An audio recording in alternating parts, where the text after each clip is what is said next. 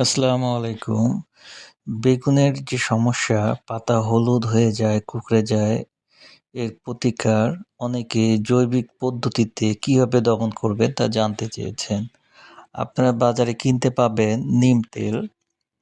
নিম তেল হচ্ছে ২ লিটার পানিতে ৭ ml দিবেন এবং ১ চামচ ডিটারজেন্ট পাউডার মিশিয়ে ভালোভাবে পাতায় স্প্রে করবেন। প্রথম স্প্রে দেওয়ার পর ১০ থেকে ১২ দিন পর পর এই স্প্রেটি চালাবেন। তাতে সাদামাছি থাকবে না এবং গাছের চেহারা ভালো থাকবে এবং আপনার গাছ সুন্দরভাবে বেড়ে উঠবে। আশা করি বুঝতে পারছেন।